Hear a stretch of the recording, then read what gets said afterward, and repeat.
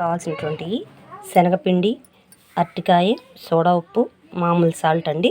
ఇప్పుడు దాన్ని చేసే ప్రాసెస్ని ఒకసారి చూద్దామండి. బజ్జీని అరటికాయలు పాడైపోతాయి కాబట్టి దాన్ని తొక్కు తీసేసి కొంచెం సాల్ట్ వేసేసి నీళ్ళల్లో ఇలా చిన్న చిన్న పీసెస్గా ఇలా కట్ చేసుకోవాలి.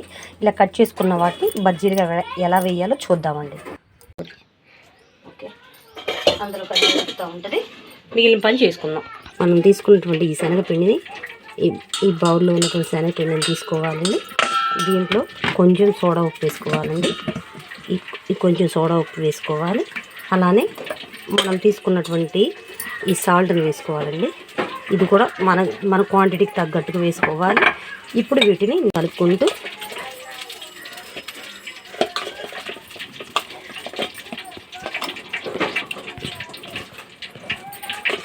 ఇలా ఉండలు లేకుండా ఇలా కలుపుకోవాలండి.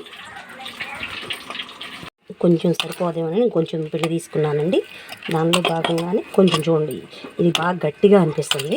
ఇంకొంచెం వాటర్ వేసుకుందామండి. రెడీగా వేడి కరెక్ట్గా కాగిందో లేదో ఒకసారి చూద్దామండి. ఓకే, కాగుతుందండి. ఇప్పుడు మనం బజ్జీలు వేయచ్చు.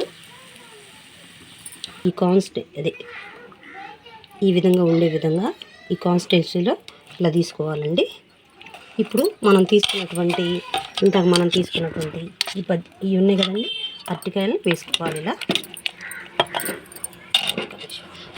ఒక్కసారి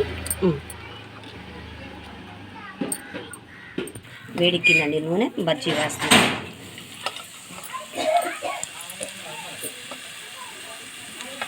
అదేవిధంగా ఇలా ప్రతి ఒక్కటి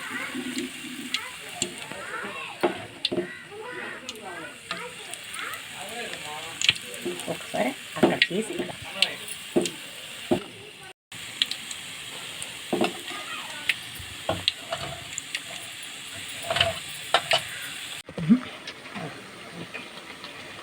ఇలా అన్నీ ఇలా ఒకసారి తిప్పుకోవాలండి.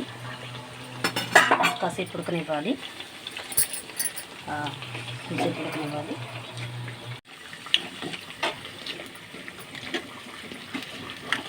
ఇలా తిప్పేది లేకపోతే అట్లా కాడపెట్టైనా తిప్పుకోవచ్చు అండి. ఇదిగోండి, ఇవన్నీ నూనె వచ్చేలాగా ఉడికేసినాయండి. తీసేస్తున్నాను చూడండి, బాగా ఎర్రకాలి.